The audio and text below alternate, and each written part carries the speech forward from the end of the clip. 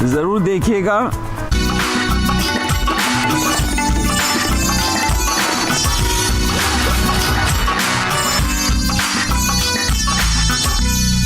नमस्कार, स्वागत है आप सभी का रंग तरंग के इस बेहद खास अंक में।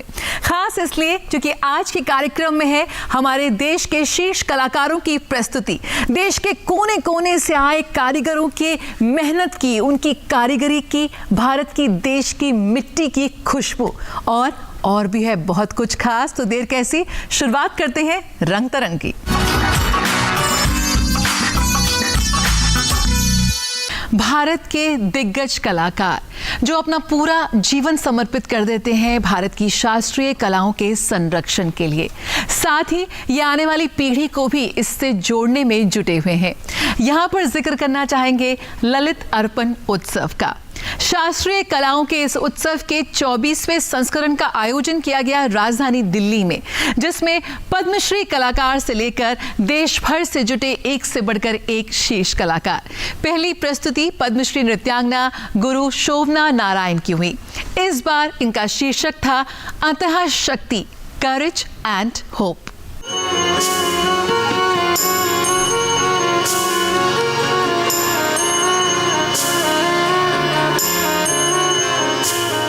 ललित अर्पण महोत्सव के 24वें संस्करण का राजधानी दिल्ली में आयोजन किया गया।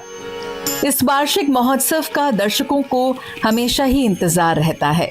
इस बार भी महोत्सव ने दर्शकों को गहराई से प्रभावित और प्रेरित दोनों किया।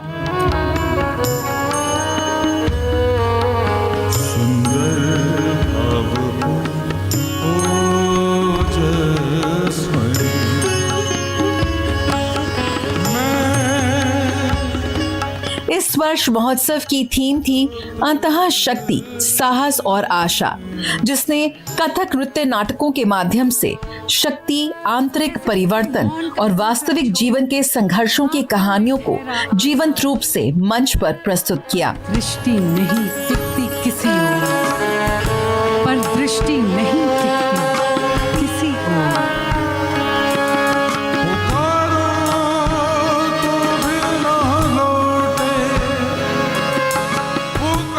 महोत्सव का शुभारंभ किया पद्म पुरस्कार विजेता प्रख्यात कथक गुरु शोभना नारायण और श्रुति गुप्ता चंद्रा द्वारा प्रस्तुति अग्नि पंख से।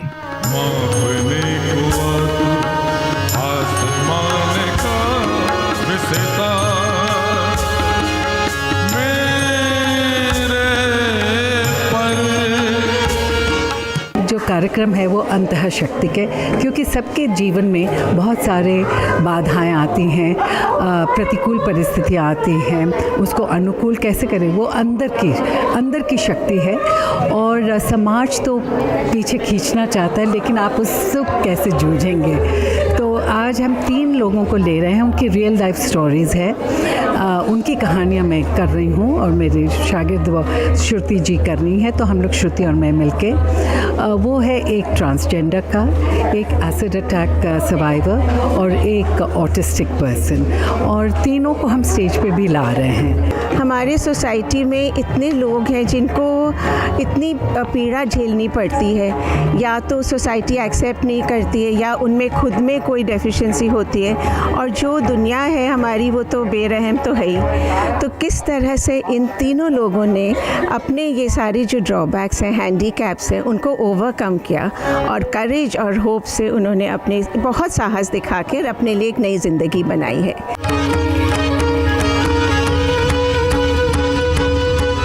इस प्रस्तुति में 3 बहादुर युवा व्यक्तियों, एक ऑटिस्टिक पियानो वादक, एक ट्रांसजेंडर और एक एसिड अटैक सर्वाइवर के प्रेरणादायक जीवन को मंच पर प्रस्तुत किया गया, जिन्होंने अपनी मेहनत से इस समाज में अपनी एक जगह बनाई है।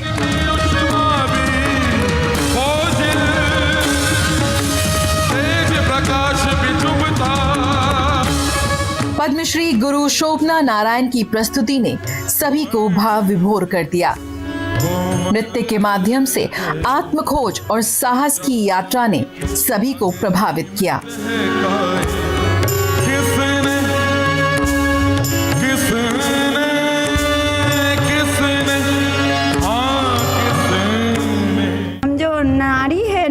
तो सब कुछ आता है। ज़िंदगी तो कुछ होना पड़ेगा, तो रुके नहीं गया। तो ललित में जो भी काम मिला है तो अच्छा लगा है। ललित में जो सब शेप है, मैं भी वो शेप, तो सब लोग अच्छा है। इस फेस्टिवल के माध्यम से हम लोगों ने कितने लोगों को अपॉर्चुनिटी दी, उनको शोकेस किया, सम यंग वंस, सम मोर प्रोमिनेंट वंस, और एक मौका सबको दिया कि वो अपनी जो उनकी कला है वो सबको दिखा सकें। ललित अर्पण काफ़ी सालों से किया जा रहा है, इसके बारे में मुझे काफ़ी टाइम से मालूम है और हमेशा आता हूँ। और यहाँ पे एक तो जो मुद्दे हैं उनको उठाया जाता है, उसके बेसिस में जो डांस परफॉर्मेंसेस होती हैं, प्लस उभरते हुए कलाकार जो हैं जिनको और कोई माध्यम नहीं मिलता अपने कलाकार या हुनर का प्लेटफॉर्म, मेजर प्लेटफॉर्म में पोर्ट्रे करने का, तो वहाँ पे शोभना जी काफ़ी प्रोत्साहन देती हैं उन कलाकारों को। इसके बाद कैंसर सर्वाइवर नृत्य श्री अलकनंदा का एकल कथक प्रदर्शन हुआ, जिनकी अभिव्यक्ति ने मानवीय आत्मा की अदम्य शक्ति को मंच पर खूबसूरती से दर्शाया। अचानक झटकों में बोले, क्या बार बार एक गति दोहराते। कथक गुरु शोभना नारायण, डॉक्टर ज्योत्सना सूरी और दिवंगत उस्ताद शफात अहमद खान की पहल पर 2002 में ललित अर्पण महोत्सव की शुरुआत हुई थी। तब से ये लगातार युवा कलाकारों और प्रतिष्ठित वरिष्ठ कलाकारों को एक ही मंच पर साथ लाने के अपने मिशन को जारी रखे हुए है, जिससे भारतीय शास्त्रीय प्रदर्शन कलाओं की समृद्ध विरासत कला प्रेमियों के लिए जीवंत बनी रही है।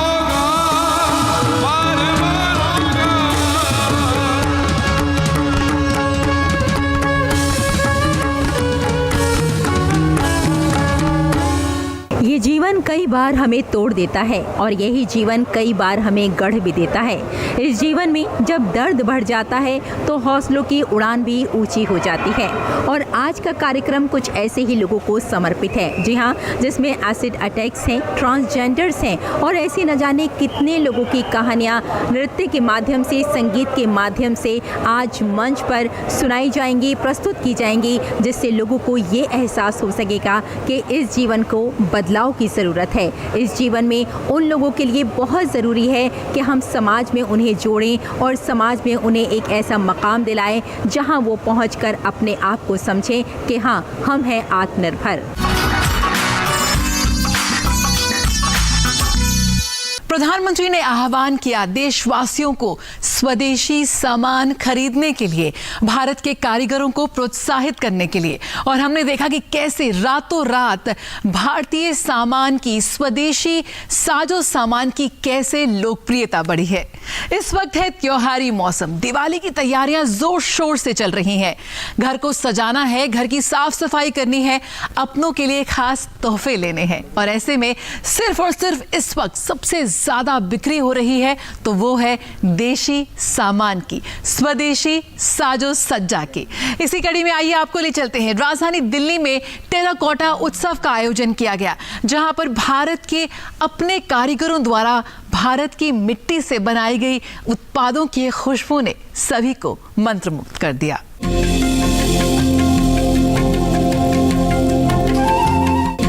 इस वक्त हम हैं टेराकोटा फेस्टिवल में। टेराकोटा यानी कि मिट्टी से बनी ये बहुत ही खूबसूरत चीज़ है। इस वक्त भारत में जो भारत के अपना स्वदेशी जो उत्पाद है उसकी लोकप्रियता लगातार बढ़ रही है। और इस फेस्टिवल में हिस्सा लेने के लिए करीब 10 राज्यों से कारीगर आए हैं, जो अपने अपने राज्यों की सबसे नायाब, सबसे खूबसूरत टेराकोटा वस्तुओं को लेकर आए हैं इस फेस्टिवल के लिए। तो क्या खास है इस टेराकोटा फेस्टिवल में, आइए आपको दिखाते हैं उसकी छोटी सी झलक।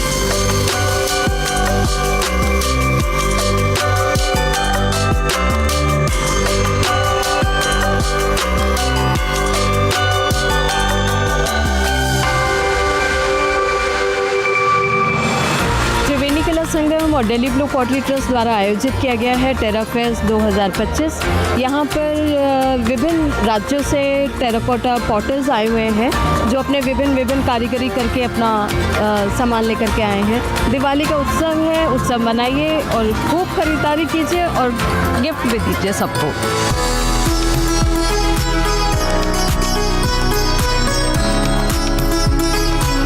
बहुत अच्छी कलेक्शन है, डिज़ाइन बहुत सुंदर है एंड बहुत यूनिक है and very traditional and modern contemporary pieces भी पड़े हैं एंड आई थिंक ये हर साल लगता है एंड आई थिंक आर्टिसंस को बहुत हेल्प होती है इसके साथ, उनको एक्सपोजर मिलता है।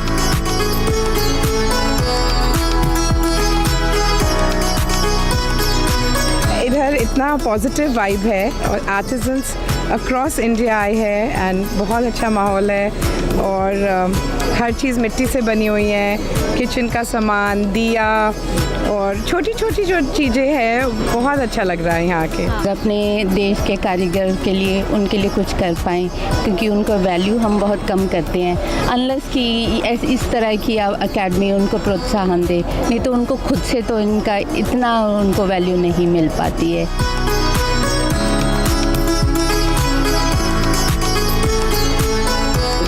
My name is Ambadi. I am from Kerala.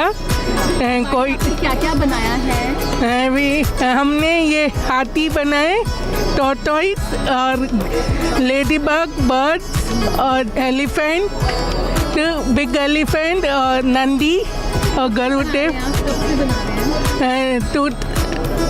2015 से।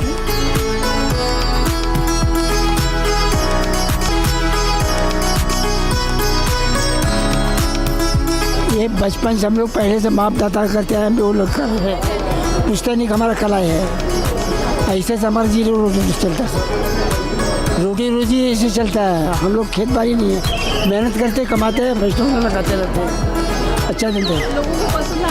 बहुत अच्छा पसंद आ रहा है। हर साल ये दशहरा के एक दिन बाद ही लगती है, तो इसमें सबसे ज़्यादा दीपावली की तैयारी हमको करते हैं हम। चलो भी दीपावली का टाइम है, उसी के आधीन माल बनाते हैं। ये सब अपने आधे, इसमें 90% दियों का काम है। इसमें दीपावली आ रही है, इसके हिसाब से लोग खरीद करते हैं कि दिए आ रहे हैं।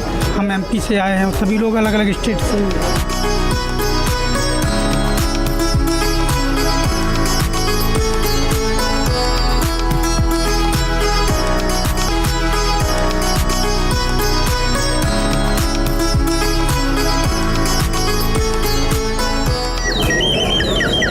यकीनन बेहद सुंदर है, बेहद अद्भुत है ये उत्पाद। यकीन करना मुश्किल है कि ये मिट्टी से बनाए गए हैं, टेराकोटा से बनाए गए हैं। इनमें है भारत की मिट्टी की खुशबू और भारतीय कारीगरों की मेहनत की सुगंध।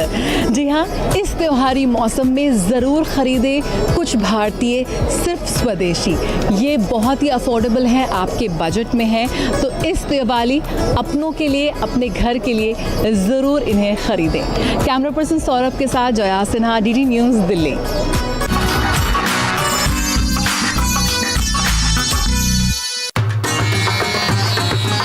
दुनिया क्यों ना मंत्रमुग्ध हो हमारे स्वदेशी उत्पादों को देखकर, और इन्हीं उत्पादों से दुनिया सजने को लालायित होती है। ये भारत है और भारतीय कारीगरों का हुनर यहाँ दिख रहा है। बाजारों में सजे परिधान में जो चमक आप देख रहे हैं वो इनकी मेहनत, लगन और पसीने की चमक है। एक साड़ी में हमें 1 मंथ लगती है सिल्ली के साड़ी में, और हम सुई और धागे के नोक से ही उसको मैं डिजाइन बनाती हूँ। जब से ये प्लेटफॉर्म मिली है, हमें बहुत खुशी मिली है कि हम बेरोजगार को रोजगार मिलेगी। ये केवल वस्तुएं नहीं हैं, बल्कि हमारी परंपरा, संस्कृति और पहचान की जीवित झलकियां हैं। स्वदेशी उत्पाद यानी हमारे देश में बने सामान। ये सामान पूरी दुनिया का ध्यान आकर्षित कर रहे हैं। लोग इनकी खूबसूरती और गुणवत्ता से प्रभावित हो रहे हैं। यही कारण है कि ये उत्पाद न सिर्फ भारत में बल्कि विदेशों में भी लोकप्रियता हासिल कर रहे हैं। मुझे वो ज़्यादा पसंद भी आते हैं और लॉन्ग लास्टिंग भी रहते हैं। मैं वही स्वदेशी ही लेती हूँ। तो एक तो बहुत एनवायरनमेंट फ्रेंडली है, दूसरा इकोलॉजिकल सस्टेनेबल है। We need to encourage them क्योंकि वही है हमारे आर्टिशंस।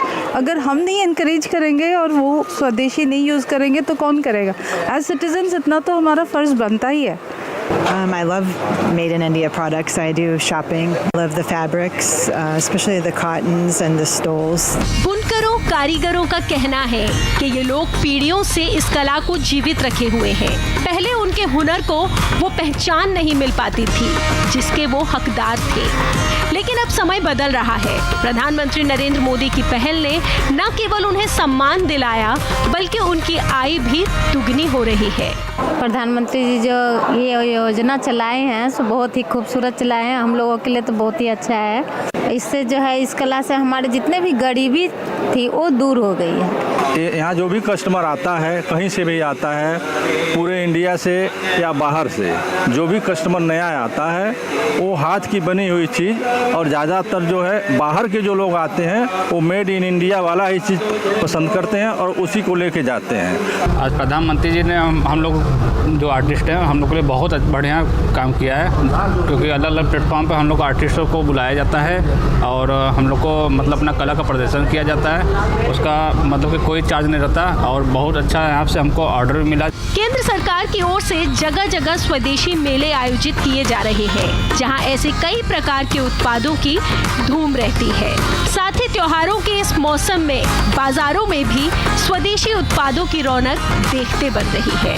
तो आपने देखा कैसे हमारे स्वदेशी उत्पाद न सिर्फ हम भारतीयों को बल्कि विदेशी पर्यटकों को भी लुभा रहे हैं, बेहद पसंद आ रहे हैं। और जैसा कि त्योहारों का मौसम है तो यकीनन आप भी खरीदारी अवश्य करेंगे। तो हम चाहेंगे कि आप भी इस बार स्वदेशी उत्पादों को अपनाएं, क्योंकि जब भी आप एक स्वदेशी उत्पाद अपनाते हैं तो न सिर्फ अपनी संस्कृति परंपरा बल्कि कारीगरों के हुनर को भी संबल देते हैं। कैमरा पर्सन आशीष के साथ मैं डॉक्टर सुयश शर्मा, DD न्यूज़, दिल्ली।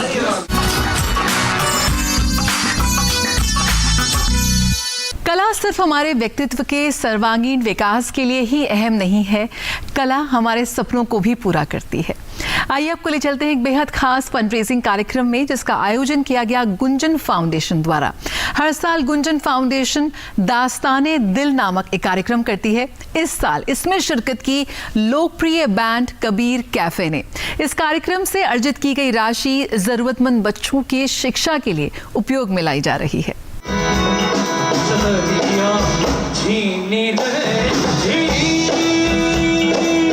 कभी कभी सुर सिर्फ गूंजते नहीं बल्कि जीवन बदल देते हैं।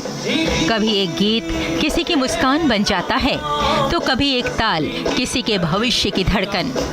इसी सोच के साथ दिल्ली के कमानी ऑडिटोरियम में गुंजन फाउंडेशन ने आयोजित किया संगीत का एक विशेष कार्यक्रम दस्तके दिल।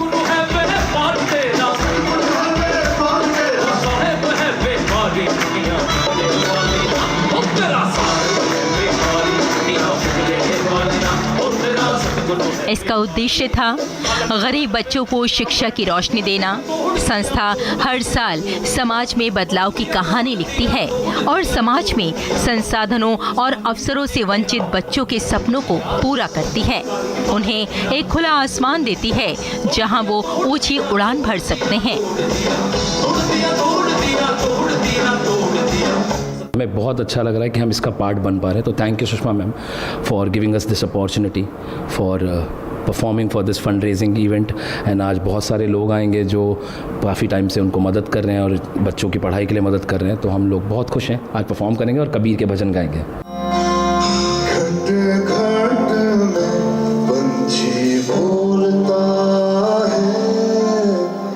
दस्तके दिल के सुरमई शाम में लोकप्रिय बैंड कबीर कैफे के कलाकारों ने न सिर्फ अपनी कला का प्रदर्शन किया बल्कि अपने सुरों और ताल से सेवा का संदेश भी दिया।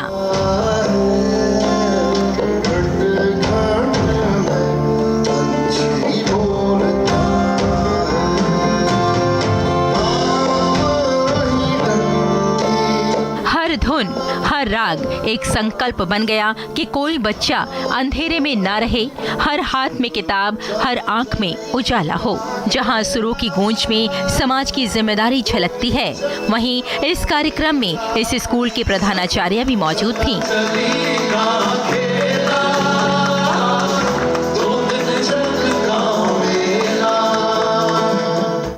उद्देश्य तो शिक्षा है और स्पेशली विशेषकर हम चाहते हैं कि जितने भी उस तबके के बच्चे जो पढ़ नहीं पाते हैं पर जिनको इच्छाएं बहुत हैं, इच्छा तो आकाश में उड़ने की है पर वो पढ़ नहीं पाते अपने आर्थिक अभाव से। बहुत ही अच्छे कार्य में जुड़े हुए हैं। इनमें उन बच्चों को बहुत मदद मिलती है जिनके घर में पहले कोई शिक्षित है ही नहीं, they are first generation learner also.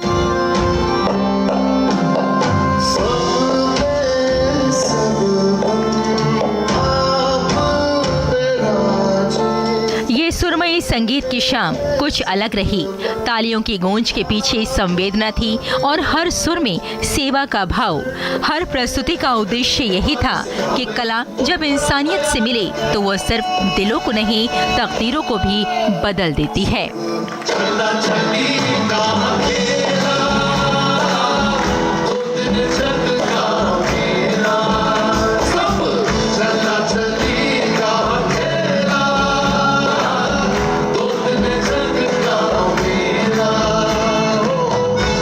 संस्कृति और परंपरा में बच्चों को सजाना, बच्चों को संवारना, उनके भविष्य की बात करना भी बहुत ज़रूरी माना जाता है। इसीलिए कहा जाता है कि अगर कुछ हाथ आगे आए तो उनका हाथ थाम लेना चाहिए और इसीलिए ये बच्चे अपनी डगर खुद बना रहे हैं, आगे बढ़ रहे हैं और अपने भविष्य के लिए ख्वाब बुन रहे हैं। 2047 के विकसित भारत के सपने को पूरा करने के लिए हम सभी जी जान से जुटे हुए हैं। ऐसे में हमारे कलाकार कैसे पीछे रह सकते हैं? इसी कड़ी में आइए आपको ले चलते हैं राजधानी दिल्ली, जहां पर एक बेहद खास कार्यक्रम का आयोजन किया गया। विकसित भारत के रंग कला के संग देश भर से कलाकारों ने इसमें शिरकत की और अपनी कला से, अपने रंगों से, अपनी कल्पनाशीलता से 2047 के विकसित भारत के सपने को और मजबूती प्रदान की। भारत अपनी सांस्कृतिक धरोहर और रचनात्मकता के रंगों से ही विकसित भारत की तस्वीर गढ़ रहा है। दिल्ली में आयोजित कार्यक्रम विकसित भारत के रंग कला के संग ने इसी सोच को साकार किया, जहां कला ने प्रगति की गाथा सुनाई। दिल्ली की मुख्यमंत्री रेखा गुप्ता ने विकसित भारत के रंग कला के संग कार्यक्रम में हिस्सा लिया, जो प्रधानमंत्री के जन्मदिन के अवसर पर आयोजित सेवा पखवाड़ा का हिस्सा था। हजारों युवा और कलाकारों ने इस आयोजन में 10 किलोमीटर लंबे कैनवस पर विकसित भारत की थीम पर अपनी कला प्रस्तुत की, जिसे मुख्यमंत्री ने भारत के सपनों का प्रतीक बताया। राजनीतिक क्षेत्र में काम करने वाली कार्यकर्ता स्टूडेंट लाइफ से होने के बावजूद भी इनके मन में जो छुपा हुआ कलाकार था, इन 35,000 बच्चों को, युवाओं को, वरिष्ठ कलाकारों को जब ब्रश से रंग भरते हुए देखा, इनके मन का भी जो है वो कलाकार जागृत हुआ और इन्होंने जिस खूबसूरती के साथ में, जिस सुंदरता के साथ में अपनी कल्पना को वहाँ कैनवस पर उतारा, मैं एक्टिवली पार्टिसिपेट करने के लिए रेखा जी का बहुत सारा अभिनंदन करता हूँ। सच में ये विकसित भारत जिम्मेवारी है युवाओं की, कैसा देश हो, कैसा बनाना चाहते हैं। और मुझे खुशी है कि दिल्ली के कोने कोने से और देश से के बड़े बड़े आर्टिस्ट यहाँ आए, उन्होंने अपनी कला के रंग यहाँ बिखेरे और नए भारत के स्वप्न का एक सच्ची तस्वीर हमें देखने के लिए मिली। जब रंगों ने तुलिका का साथ पाया और भावनाओं ने आकार लिया, तो सामने आई भारत की विकास यात्रा की जीवंत झलकियां। और जो ये आज विकसित भारत महोत्सव हो रहा है, इसके अंदर मैं एक कृष्णा का रूप बना रहा हूँ, जिसने पूरे ब्रह्मांड को रचा है। और मैं आशा करता हूँ कि आज जितने भी यंग जनरेशन वगैरह यहाँ पे आए हुए हैं, स्टूडेंट्स वगैरह, कॉलेज ऑफ आर्ट्स के नाम, ये एक कला का एक मेला नहीं, एक पूरा एक महाकुंभ है। चित्रों और मूर्तियों में भारत की तकनीकी तरक्की, महिला सशक्तिकरण, आत्मनिर्भरता और परंपरा का अद्भुत संगम दिखाई दिया। हर कृति ने भविष्य की ओर बढ़ते भारत की कहानी कही।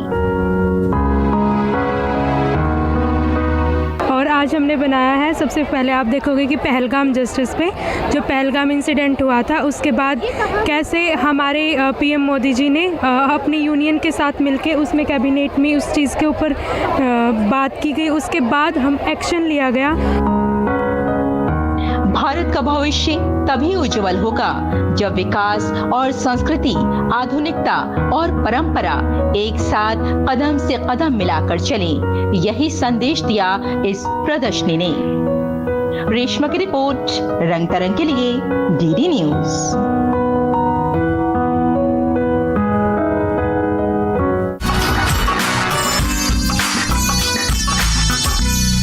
इसी के साथ रंग तरंग का आज का ये अंक हम यहीं खत्म करते हैं। मुलाकात होगी आपसे अगले हफ्ते इसी दिन इसी वक्त पर। तब तक दिवाली की इस त्योहारी सीजन की तैयारियों में इसी तरह जोर शोर से जुटे रहिए और भूलिएगा नहीं, इस बार का त्योहार सिर्फ और सिर्फ स्वदेशी सामान के ही साथ। मुझे और मेरी पूरी टीम को दीजिए इजाजत। नमस्कार।